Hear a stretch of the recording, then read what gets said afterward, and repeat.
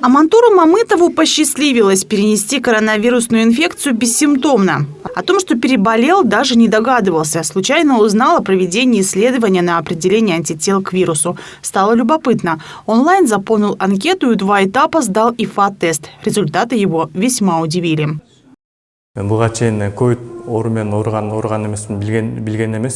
Я тоже принял участие в исследовании на ковид. В первом туре у меня результаты были низкие. Я переболел в легкой форме. Во втором туре я уже получил вакцину. И уже антитела показали высокий уровень. Я думаю, что после получения вакцины у меня антитела стали повышенные. Думаю, вакцина против ковида очень эффективна.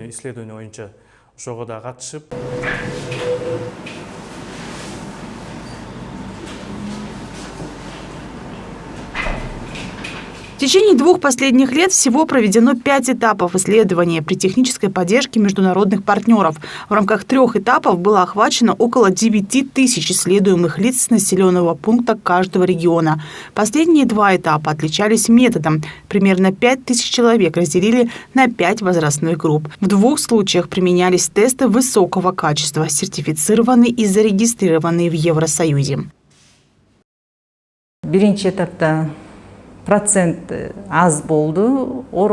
Мы узнали, что в 2020 году у них сохранялись антитела, а кто не получал вакцину, у них снижались антитела. Кто получал вакцину, у них антитела повышались. У детей в первом этапе антител, конечно, было меньше. Уже со 2 и 3 этапа у детей тоже появились антитела, поскольку дети тоже переболели коронавирусной инфекцией.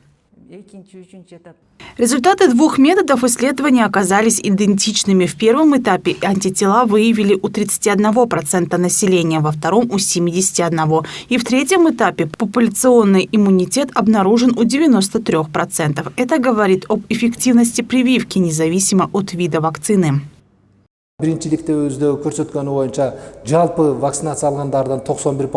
— 7 или 8% населения не имеют антитела. Это примерно 600 тысяч человек. Если они заболеют, то примерно 10% из них могут действительно с симптомами болеть и обратиться за медпомощью. Это тоже 60 тысяч человек.